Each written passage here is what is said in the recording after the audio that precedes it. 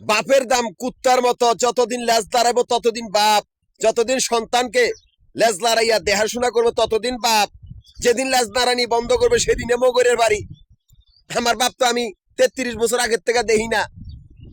সে পাড়ার বেশি একটা বিয়া করিয়া ঢাকা নারায়ণগঞ্জে গেছে কই, যাইয়া সেখানে তার বাগিনা রতন কত সুন্দর মতে ডেনিশ কন্ডেশ মেলে চাকরি করতো। সে রূপসীতে যে একটা রুম ভাড়া করে, সেখানে তার মামি থাকে। বাইকনা আসে দিনের বেলায়, মামা আসে রাইতের বেলায়।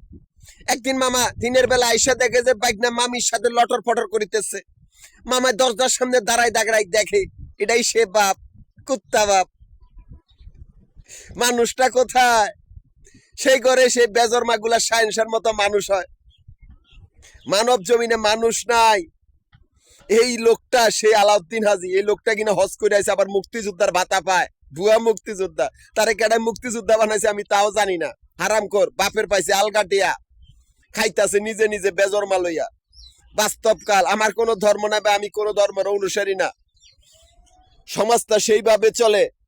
আমি হইছি পাগল, দেখি শুধু ছাগল বলদ গাদার সঙ্গের সাথী। মানব জমিনে মানুষ কোথায়? শয়তানদের কপালের শনি থাকে, তাও শয়তানরা টের পায় না। যেহেতু আমি একটি গ্রুপ সমিতির প্রধান, আমাদের ব্যবসায়িক ব্যাংকগুলার বাড়িঘরগুলোর ভিতরে কতগুলি উদ্রুপ বিদ্রুপকার শয়তান ঢুকেছে, যারা নিকৃষ্ট হাইজাকার বা জঙ্গি সংগঠন, নিকৃষ্ট ডাকাত দল বা অজ্ঞান পার্টি। এই কুকুরগুলাই আমাদের ব্যবসায়িক ব্যাংকগুলার অবৈধ আবর্জনা। অথচ সেই ব্যাংকগুলারই কোম্পানির দায়িত্বরত ছিলাম আমি দীর্ঘ 20 বছরের উপরে। সেই কোম্পানির 2700 কারখানা আমি টহল দিছি অজ্ঞাতভাবে। অল উপজাতি ডিফেন্স বা একটা গোষ্ঠীর হাতে আমি আমানত দিয়ে দিচ্ছি, যাতে এই কুকুরগুলা পালাতে না পারে।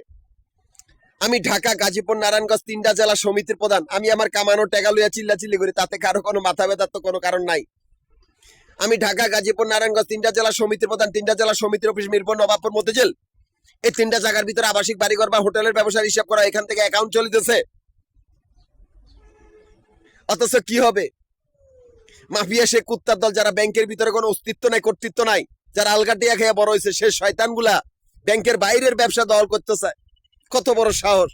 সে কুকুরগুলো আমাদের ক্যাশ কাউন্টার বা সমিতির অফিসগুলোর সামনে আস্তানা গেড়েছে, আমারই সমিতির সদস্যগুলারে খুন করিয়া, আমারই কাগজপত্রগুলা চুরি করিয়া। এই জন্য বলেছি বাস্তবকাল, এটাই সেই শূন্যঘাট। আমি সেই জায়গাতে অল জনগণ আমানত দিয়েছি, মানুষ হলে চিনতে পারবি। মিরপুর, নবাবপুর, মতিঝিল 3টা জায়গায় জল্লাদখানা বানাইছি, যে যাবে সেই মরবি। এই রাস্তার থেকে কর্মজীবন শুরু, এই রাস্তার থেকেই কিয়ামতের দিন গণনা করতেছি।